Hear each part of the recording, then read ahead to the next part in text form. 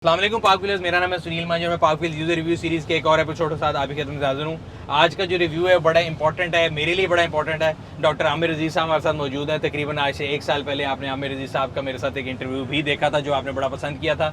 Doctor साहब को कौन नहीं जानता, तो इसलिए मैं उनका इंट्रोडक्शन कोई नहीं कराऊंगा, सूरज को चिराग नहीं दिखा सकते। तो डॉक्टर साहब क्या हाल है आपके? ठीक ठाक है अल्हम्दुलिल्लाह सुनील। अच्छा सर, ये हमारा जो एक फॉर्मेट है उसके लिए हम हमेशा पूछते हैं जो आपकी गाड़ी है इसका मेक मॉडल और वेरिएंट क्या है? ये टोयोटा की जीप है सर। प्राडो 96 का मॉडल है, ठीक है 3 सर। डोर 3 लीटर डीजल की है और कमाल चीज़ है सर तो ये गाड़ी जो है, ये अगेन मैं हमेशा कहता हूँ पाकिस्तान में जब भी किसी लड़के ने कोई जीप बनाई है जो इसी 70 सीरीज में RKR आता है, हर बंदे को शौक होता है कि जी हमने बनानी है। सो आपके पास ये गाड़ी कब से? और इसमें मेरे ख्याल है 2 वेरिएंट आते हैं। इसका लेटेस्ट वाला वेरिएंट है, इसका जो राउंड डैशबोर्ड है 3 लीटर है, इसमें 2.8 आती थी पहले, वो ज़रा पुराने स्टाइल का डैशबोर्ड था। और ये मुझे फुली लोडेड लग रही है, इसमें सनरूफ भी है। तो हम ये समझने की कोशिश करते हैं। पहली बात तो सर ये बताइए आपके पास कब से है?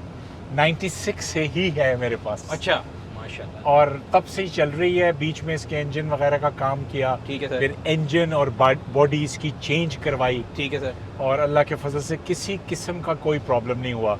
2005 के ज़लज़ले में मेरे साथ मुजफ्फराबाद जाती रही। सही सर। और मुझे इसकी ख्वाहिश शुरू हुई अफगानिस्तान के जहाज से, अच्छा जब मुल्ला उमर ने सबसे कहा कि मर्द को चाहिए कि जीप चलाए, गाड़ियां ना चलाए। सही है। तो मैंने तब से सिर्फ जीप रखी है, कभी गाड़ी नहीं रखी। और इसकी एक मेडिकल रीजन भी है सुनील। सर ये ऊंची है, कमर दर्द नहीं होता। सुनील मैं 5 फुट 11 इंच मेरा कद है। सर मैं किसी भी लग्जूरियस से लग्जूरियस गाड़ी में भी अगर बैठूं तो मेरी बाद में कमर दुखनी शुरू हो जाती। ठीक है। हालांकि वो बड़ी रिकारो सीट्स और क्या क्या कुछ बिल्कुल कहते बिल्कुल हैं, बिल्कुल but Audi, BMWs, Porsches, you name it, sir.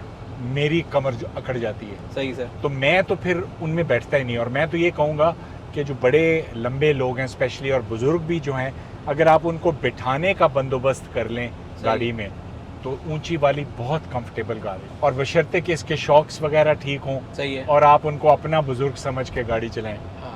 और ये तो है। हाँ, हमारे यहाँ ना पे मरे। तो आप अपना बुजुर्ग समझ भी लें तो जो हुकूमत है वो नहीं समझती, तरह खड़े होते हैं सर। कभी मैं और आप तो फिर लिखिए कि हम लाहौर में या पंजाब में सड़कें बहुत बेहतर हैं। बिल्कुल। मतलब अगर आप कराची जाएं वो जाएं फिर तो आपको पता लगता है कि वहाँ के लिए तो जीप एक जरूरत है। यहाँ पे तो लोग कहते हैं ना स्टेटस सिंबल है, ऊंची गड्डी से बना है। अच्छा सर, ये आप मैं आपकी बात काट रहा हूँ। मैं रहता हूँ सदर में। सही सर। ओल्ड ऑफिसर्स कॉलोनी है राउंड अबाउट के पास। जी जी जी। कैंटोनमेंट बोर्ड के अस्पताल से लेके उस कॉलोनी तक जो सड़क है हमेशा टूटी रहती है। सही है। कंटोनमेंट की सबसे पुरानी वो कॉलोनी है, ठीक है लेकिन सर। वहाँ जर्नैल नहीं रहते। सही है। इसलिए कंटोनमेंट बोर्ड वाले भी सौतेली माँ का हमारे साथ सलूक करते हैं। बिल्कुल ठीक है। टैक्स हम पूरा रहते हैं, बार बार उनको हम दरख्वास्तें करते हैं। अब आप कभी वो आके देखें तो वो ट्रैक्टर और जीप के अलावा गाड़ियों के साथ जुल्म करना है। इतने इतने बड़े खड्डे हैं उस सड़क में। सर तो उस लिहाज से भी ये बहुत बेहतर है। ठीक है। जी। अच्छा, आपने 95 में जब सर ये गाड़ी ली थी, तो अब तो खैर इसकी प्राइस क्या पूछनी है, आजकल तो नापैद हो चुकी है, तो उस जमाने में किस प्राइस टैग में ली थी दादा? उस वक्त सुनील ये अफगानिस्तान से आई हुई थी। ठीक है सर। 8 लाख रुपए की गाड़ी थी ठीक है। और 8 लाख इस पे ड्यूटी लगी थी। बिल्कुल ठीक है। अगर हम पॉजिटिव चीज़ें देखें, जिस तरह मैंने आपको बताया कि हम बात करते हैं इसकी साइज़ बड़ा अच्छा है, शहर में चलाने के लिए विजन वाइज अच्छी है, आपको बैठने में कंफर्ट भी है, सनरूफ है, और चीज़ें ऑप्शन। मेरा ख्याल इसमें एयर बैग है कि नहीं है? उस जमाने में से मेरा ख्याल 96 में तो नहीं आता होगा। मेरा नहीं ख्याल, और अल्लाह का शुक्र एक्सीडेंट हुआ नहीं, इसलिए पता नहीं। और है भी 4 व्हील। 4 व्हील है। अच्छा, आपको इसका एक और बड़ा फायदा होता है कि शहर में मनूवरिंग के लिए, पार्किंग के लिए बड़ी ईजी है सर। छोटी सबसे बड़ी बात यह है सुनील, इसके सामने कोई आता नहीं। हाँ, ये भी हमारे यहाँ स्पेशली जब हमारे गोरे कॉलीग्स आते हैं ऑर्थोपेडिक सर्जन, सर। तो जब वो हमारे मोटरसाइकिलों वगैरह की ट्रैफिक देखते हैं तो वो कानों को हाथ लगाते हैं कि तुम्हारा ही हौसला है कि तुम चला रहे हो। सर। फिर आपको पता है जब कुछ एक्सीडेंट या कुछ हो तो कसूर हमेशा गाड़ी वाले का होता है। जी। वो मोटरसाइकिल वाला गरीब आदमी बन जाता है। हाँ। इधर उधर से वो तो चाहे आता गरीब है, मारन निकले हुए। गरीब मारन निकले हुए। अच्छा। इसका सबसे बड़ा फायदा, इसके आगे कोई नहीं आता। ठीक है। अच्छा, वैसे आज ये हमारा जब रिव्यू जा रहा है तो आज वर्ल्ड ट्रॉमा डे है, फिर आपके प्रेजेंस का फायदा उठाएंगे। पहले तो सर मेरे जैसे पेंडों के लिए ये बता दें कि ट्रॉमा डे होता क्या है और ट्रॉमा सेंटर्स होते क्या हैं, फिर आगे मैं आपसे मजीद सवाल पूछता हूँ। ट्रॉमा टेक्निकल वर्ड है चोट के। ठीक है सर। बहुत ज्यादा, और ये आम वाली चोट नहीं। सही है सर। ये खास तौर पे इस्तेमाल होती है गाड़ियों के एक्सीडेंट्स में, ठीक है सर। जंगों में, ज़लज़लों में, फ्लड्स में, जब बहुत ज़्यादा वज़न ऊपर गिर जाए, ठीक है। बहुत ज़्यादा चोटें आए सही तो है। जिस्म के मुख्तलिफ हिस्से इसमें टूट जाते हैं। ठीक है, जो कि आपको शायद विजिबली नहीं नजर आते और आप इसको मेंटल ट्रॉमा भी कहते हैं सर। मेंटल ट्रॉमा इसका हिस्सा होता है। ठीक है। और इस ट्रॉमा में अक्सर हड्डियां टूट जाती हैं। सही है। और जब वो हड्डियां टूटती हैं, आप देखें हड्डी वजन के हिसाब से लोहे से ज्यादा स्ट्रांग है। ठीक है सर। तो हड्डी तोड़ने के लिए कितना ज्यादा जोर लगता होगा। बिल्कुल सही है। तो हमारे मुल्क में खास तौर पे इस ट्रैफिक में, इस नागहानी जो मैन मेड और नेचुरल जो कैलामिटीज़ यहाँ आती रहती हैं, उससे इंसान के साथ बहुत बुरा होता है।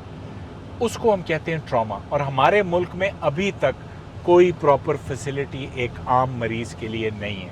ठीक है। ट्रॉमा सेंटर अब हर दुनिया में बना दिया गया है। और मज़े की बात देखें, ट्रॉमा सेंटर हमेशा एक बड़े हस्पताल के अंदर होता है, अलहदा नहीं होता।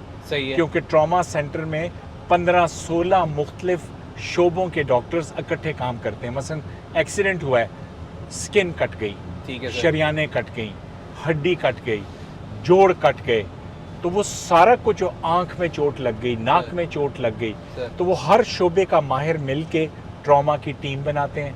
सही। और वो मुख्तलिफ लेवल्स के ट्रॉमा सेंटर होते हैं कि अगर हर चीज़ की फैसिलिटी एक जगह है तो वो लेवल 1 ट्रॉमा सेंटर होता है। सही हो गया सर। और पाकिस्तान में अभी तक एक भी ऐसा नहीं है जो आम आदमी के दस्तरस में हो और जहां उसका कोई बंदोबस्त हो सके।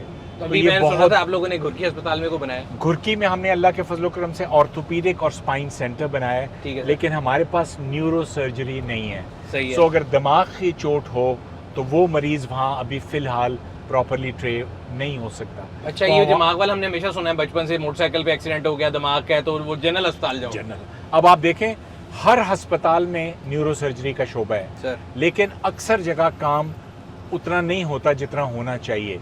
और जनरल अस्पताल में इन्होंने जो यूनिट्स बनाए हुए हैं, बेशुमार दुनिया का सामान वहाँ मौजूद है, लेकिन अभी भी 3 यूनिट्स पे वो फिक्स किया हुआ है। मेरी नज़र में वहाँ 20 यूनिट्स होने चाहिए। ठीक है। ताकि एक मरीज जाए तो वो सड़े ना, हर एक की अपनी अपनी फील्ड हो, अभी वो बेचारा बॉटल नेक फंस गया और फौरन उसको करते जाए। हमारे मुसीबत ये है कि जो ऊपर आ जाता है वो कहता है जी दूसरा कोई ना आए, वो मेरा कंपेटिटर बन जाएगा, मेरा रिस्क खा जाएगा। अच्छा सर, बिल्कुल आप सही बात कह रहे हैं। मेरी आपसे लास्ट टाइम भी बात हो रही थी कि हमारे यहाँ पे जो ये इतना प्रोफेशन है मेडिकल का, उसमें भी हम जो है ना, लोग जो कहते हैं ना गाड़ियों की दुकान में कहते हैं कि बिजनेस के उल्ला रखा जाता है, उल्ले दे पैसे नहीं। अगर अब मैंने किसी को बात बता दी तो फिर ये नहीं है। अगर आज मैं डॉक्टर आमिर अजीज और मैंने किसी को सिखा दिया कि मैं ऑर्थोपेडिक सिखा दिया तो मेरा नाम कम हो जाएगा। हमारे यहाँ तो मेरिट के अलावा और कुछ नहीं होना चाहिए। हाँ सर, इसीलिए आप देखें जब एक्सीडेंट होता है, जलजले आते हैं वगैरह वगैरह, अक्सर लोगों के इलाज ठीक नहीं हुए होते, उनकी टांगें टेढ़ी हुई होती हैं। कमर अगर टूट जाए तो ये लाजिम है कि 72 घंटों के अंदर अंदर उनका ऑपरेशन हो जाए जिनकी कमर टूटी है। सर तो 2-3 सवाल है सर मेरे बड़े इंपॉर्टेंट। जैसे आपने बताया कि 72 घंटे के अंदर है, तशखीस गलत हो रही है। अक्सर यहाँ पे जब एक्सीडेंट होता है ना तो हमारी कौम, बल्कि हम हजूम ही हैं, सारे इकट्ठे होते हैं जी, पानी ले आओ, हवा आने दो, ये वो। तो एक्सीडेंट के बाद उस बंदे को अस्पताल तक पहुँचाने के लिए भी जो तरीका है, कोई रिक्शे पे डाल के लेके जा रहा है, कोई कंधे पे उठा के लेके जा रहा है, is there a proper way to, जिसे ग्लोबली माना जाए कि भाई ये सेफ तरीका है, सुनिए, ये अनसेफ तरीका ये है? हम हर रोज भुगतते हैं सर यहाँ पे एक चीज होती है जिसको कहते हैं डोली डंडा। ठीक है सर। एक्सीडेंट होता है, 2 बंदे टांगे पकड़ते हैं, 2 हाथ पकड़ते हैं, झूले दे के उसको किसी चीज पे डाल देते हैं। सही। कमर की हड्डी अगर टूटी हो इस पोजीशन में वो और हिल जाती है और जिस्म मफलूज हो जाता है। ठीक है सर। अब 1122 की बड़ी शानदार सर्विस है। सर वो आते हैं, वो फट्टे पे लिटा के तरीके से मरीज को उठाते हैं। सही। असूल है जब एक्सीडेंट हो तो मुंह सांस का एरिया साफ करके मरीज को हिलाना नहीं चाहिए, ठीक है। जब तक कि हेल्प ना आ जाए। सही है। और 1122 तो 7-8 मिनट में हर जगह पहुंच जाती है। बिल्कुल। तो बेसिकली हमारा मकसद ये कि सारे लोग जो देख रहे हैं उनको भी पता लग जाए, ये अवेयरनेस है कि हम अपनी तरफ से नेकी कर रहे थे कि जिन्हों गड्डी से पाओ, रिक्शे से पाओ, अस्पताल ले जाओ, जस्ट वेट फॉर एम्बुलेंस। उसके लिए हम ज्यादती कर रहे हैं। सही है। और इर्द गिर्द हजूम ना लगाएं, हवा आने दें, कोशिश ये करें। रौला बड़ा पांदे ने हवा आने दो, लेकिन हर बंदा होते चढ़े होंगे सर पे खड़ा होते देखने के लिए। आजकल तो सर नई बकवास आ गई ना, हर बंदे को मुर्दे के साथ भी सेल्फी लेनी है, जिसका खुदा ना खासा कब्रिस्तान में खड़े भी वीडियो बनानी है। एक्सीडेंट भी हो गया तो हेल्प नहीं करेगा, पानी नहीं पूछेगा, क्या चलो मैं वीडियो बना के 10 लोगों को। और इसका सुनील एक और फैक्टर भी है सर। अब मेरे जैसे अगर किसी को ले जाएं अस्पताल, मुझे तो चले आगे ही है, वरना जो पुलिस वाले हैं, जो ले जाने वाले, उसका हशर करके रख देते हैं कि हाँ हाँ तुमने ही मारा है, अब तुम भुगतो ये, हाँ, इसलिए भी लोग नहीं लेके जाते। बिल्कुल सही है। सो इसलिए बेस्ट इस सिचुएशन में डबल वन डबल टू को बुलाएं, या कोई और एम्बुलेंस वाले अगर अच्छे हैं उनको बुला के उनके हवाले करें मरीज। ठीक, अच्छा सर, हमने काफ़ी पब्लिक सर्विस मैनेज कर दी है। अब हम आगे आते हैं गाड़ी के रिव्यू की तरफ। अच्छा सर, मुझे ये बताएं कि अब आपकी अपनी बाकी गाड़ियों में से भी आपकी ये गाड़ी फेवरेट होने की वजह क्या है? एक तो आपने बता दिया कि मुल्ला उमर के डायलॉग के बाद आपने ये गाड़ी ली थी, तो वैसे तो जो आपके अफगान दोस्त हैं उनको मुझे पता है हमर बड़े फेवरेट है उनके। सुन लें, 70,000 हमर अमेरिका छोड़ के भागे हैं सर। ये मुझे मेरे जो कॉन्टेक्ट्स हैं फर्स्ट हैंड इंफॉर्मेशन है। उन्होंने लेकिन ये कहा कि जी वो इतना पेट्रोल पीती है सर कि हम वो चला नहीं सकते। तो मैंने उन्हें कहा कि जी फिर आप इर्द गिर्द के ममालिक की अफवाज को बेच दें। हाँ जी। तो वो कहने लगे हम कोशिश यही कर रहे हैं। अच्छा। तो हमर तो एक नजरियाती तौर पे मैं नहीं ले सकता, मुझे वैसे पसंद भी नहीं है हमर। अच्छा, नहीं मैं वैसे फिर आपके कॉन्टैक्ट से कहूँगा, मेरे पास तो अभी पुराना वाला नहीं है, पुराना देख लीजिए। वो हमर कहते हैं जब जहाँ चाहिए होगा हम पहुँचा देंगे, यहाँ के लोगों से लड़ना तुम्हारा काम है। हमर चौक बना देंगे। अच्छा, तो सर गेम ये थी कि अभी मैं आपसे बोल रहा था कि आपके पास जो टोयोटास की एक लाइन है अल्हम्दुलिल्लाह, उनमें से इससे नई वाली भी आपके पास है, उससे नई भी है, ये आपकी फेवरेट होने की क्या वजह? यार इसकी तबीयत और मेरी तबीयत एक जैसी है, बिल्कुल मलंग टाइप, सादी मलंग, कोई परवाह नहीं, किसी किस्म का नखरा नहीं है इसमें। सर इसका मतलब ये है कि आपको इसके पार्ट्स मिल जाते हैं बड़े आराम से, आसानी से। घुरकी आने के लिए तो कोई लग्जरी गाड़ी आप लो तो वो नीचे से वो सड़क ही खराब कर देती है। बिल्कुल बिल्कुल बिल्कुल। तो वहां जाने के लिए तो ये आइडियल है। और इसमें कोई वैसे कहते हैं ना उर्दू में कहते हैं नो बकवास सीधी बात, कुछ भी बिल्कुल स्ट्रेट है, कोई इसमें एक्स्ट्रा टेक्नोलॉजी नहीं है, जो बेसिक चीजें थी वो हैं बिल्कुल उसी अच्छा, तरह। अच्छा सर, वैसे अगर आप इसकी सर्विस वगैरह कराते हैं तो कितने इंटरवल पे होती है? ये हम कराते हैं जी तकरीबन 3 से 4 हज़ार किलोमीटर पे। तेल भी मैं चेंज कर देता हूँ, ठीक है सर, और सर्विस भी हो जाती है। टायर्स पे स्पेशल ध्यान करते हैं, ट्रेड अगर ज़रा सा भी ख़राब हो तो हम टायर चेंज कर देते हैं। सर ये भी बड़ा इंपॉर्टेंट मैसेज है, मैं लोगों को बताता हूँ कि टायर जो है ना वो इंसान के जूतों की तरह है। बिल्कुल। आप जितने मर्जी तैयार हो जाएं, अगर आपके जूते टूटे हुए यार आप सड़क पे चलेंगे तो आपको दर्द होगी। और इसी तरह टायर गाड़ी में। नया हो, रीट्रेडेड ना हो। बिल्कुल। अच्छा सर, ये 3 से 4 हज़ार किलोमीटर पे जो आप ऑयल चेंज कराते हैं इसकी कॉस्ट क्या आती है? यार मैं वो गार्ड वाला फिल्टर डलवाता ठीक हूँ, है। ओरिजिनल नहीं डलवाता। सही सर, मोबिल ऑयल जो है उसके 2 डब्बे वो डलते हैं तकरीबन। ठीक है। तो ये मुझे कोई तकरीबन 12 से 15 हज़ार टोटल खर्चा आता है इसका हमेशा। 3 से 4 हज़ार, 3 रुपए पर किलोमीटर बन जी। और अगर इसकी डीजल की एवरेज निकालें हैं तो खैर पुरानी गाड़ी और बड़ी गाड़ी है, लेकिन फिर भी डीजल में क्या एवरेज देती होगी? सुनील, मेरा बड़ा सिंपल सा जवाब है सर, यही मेरा एक जिंदगी का शौक है। मैंने आज तक कभी नहीं सोचा ये कितने किलोमीटर करती है एक डीजल में। जब मैंने रखना है मैं टैंकी फुल करवा लेता हूँ, ठीक है सर। जब खत्म होती है तो दोबारा डलवा लेता हूँ। सही। ऑनेस्ट टू गॉड मुझे कुछ पता नहीं है ये मुझे क्या दे रही वैसे है। मैं यूजर्स के लिए बता देता रहता हूँ, मैं इतना सर वो नहीं, खुले दिल का आदमी नहीं, मैं कैलकुलेट करता हूँ। तो इसका जो 3 लीटर वेरिएंट है, एक तो जो है 2.8 से बेहतर करता है पेट्रोल, ये इसका बेस्ट इंजन था मैं बता रहा हूँ। और इसकी जो फ्यूल एवरेज है वो 10 से 11 है शहर में, और लॉन्ग पे तकरीबन आपको ये देती है 12-13। ये मैं आपको 3 डोर वाले की बता रहा हूँ। सुनील, आपको मजे की बात बताऊं, जो मेरी बड़ी वाली है वो 4000 सीसी की है सर, TZG 1GR। हाँ जी, उसमें इकोनॉमी सिस्टम भी लगा हुआ है। सर सर और जो 3 डोर वाली है वो 2700 सीसी है। बिल्कुल ठीक है। 4000 वाली 2700 से बेहतर करती है सर। वो हमारे यहाँ पे मिसकंसेप्शन, ये लोग समझते हैं कि बड़ा इंजन, ये देखे सर खुदकुशी के लिए आया। ऐसे लोगों के लिए भी मैसेज है। और वैसे मैं आपने नोटिस किया हमारे यहाँ पे जो मोटरसाइकिल वाले हैं, हाँ। एक तो हेलमेट पहनने से जो छोटी जात के होते हैं, बिल्कुल। दूसरा अगर शीशा लगा लेंगे तब भी हम कमी लगेंगे, और तीसरी बात ये इंडिकेटर जो है ना बाइक का नहीं देना, वो गर्दन से देते हैं, और गर्दन पिछली मोड़ते लाइट हैं। रात को कभी नहीं जल रही हाँ होती। जी, तो ये सारी चीजें भी जो है ना ये बड़ी जरूरी हैं। लोगों को मैं तो हर वीडियो में सर कह के थक गया हूँ, लेकिन लोग नहीं समझते। मैं गुजरते हुए कह के जाता हूँ कि बेटा पिछली लाइट ऑन करवा लो, रात का वक्त है, कोई मार देगा आके तो तुम्हें ही नुकसान होगा। सर हमारा दफ्तर लिबर्टी में है, अक्सर ना अंडर एज बच्चे मोटरसाइकिल चला रहे होते हैं। एक दिन मैंने एक बच्चे को रोका, मैंने उसके वालिद साहब को बोला कि आपका बच्चा कहते तेनू की है। हमारे पास जो आते हैं बच्चे अंडर एज, मैंने अपने डॉक्टरों से कहा हुआ है कि उनके माँ बाप को भी डांटें, और अगर मैं हूँ तो मेरे सामने लाएं कि तुसी जम के छड़ देते हैं। और जो किराए पे मोटरसाइकिल देने वाले हैं वो ना लाइसेंस देखते हैं, ना उम्र देखते हैं, पैसा दे के मोटरसाइकिल दे देते हैं, और फिर वो वन व्हीलिंग करते हैं, हड्डियाँ तोड़ा के आ जाते हैं, फिर वही माँ बाप आके रोकते हैं। आपके ख्याल से हमारे यहाँ पे जो गाड़ियों का स्टैंडर्ड है, लोकल गाड़ियों का, उसका कितना हाथ है एक्सीडेंट के अंदर जो सीवियर इंजरीज है उसमें? सुनील, एक तो ये एयर बैग्स प्रॉबेबली हैं ही नहीं, और अगर हैं तो चलते नहीं है। ठीक है सर। और जो उनका मेटल लगा हुआ है वो तो ये डालडा वगैरह के टीन की तरह का लगता है, क्वालिटी भी कोई नहीं है सर। ऊपर से जो ड्राइवर्स हैं, कोई उन्होंने ड्राइविंग टेस्ट पास नहीं किया होता। ट्रैफिक रूल फॉलो करना तो अपनी तौहीन समझी जाती है। बिल्कुल ऐसे ही है। सो इस वजह से जो कुछ हमारे पास आता है, अस्तगफिरुल्लाह, इट इज़ अनबिलीवेबल। और ये सारे फैक्टर्स मिलके, हर कानून मौजूद है, लागू नहीं होता। हाँ, ये पाकिस्तान में कानून और इदारे तो सर इतने हैं, जब आप काम करना शुरू करें आपको पता लगता है लेबर वाला भी आ रहा है, टैक्स वाला भी आ रहा है, तो फलाना भी आ रहा है, सोशल सिक्योरिटी, लेकिन एट द टाइम जब कन्वीनियंस की बारी आती है उसको प्रैक्टिकलिटी तो वो नहीं है। बिल्कुल इसी तो अच्छा जी सर, इसको आप कभी ऑफ रोड पे लेके गए? तरह अक्सर जाता रहता हूँ जी। कहाँ कहाँ पे? सदर्न पंजाब में, आज़ाद कश्मीर की तरफ।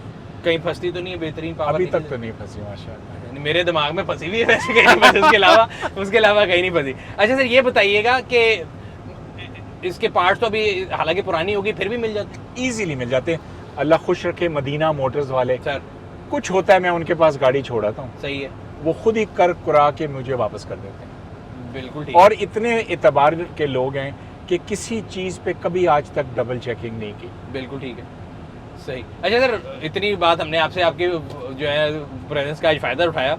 एक सवाल मैं थोड़ा, जिसे कहते हैं ना शेमलेस मार्केटिंग कर लेते हैं, तो आपने पाकपीस की कोई सर्विस यूज़ की कभी?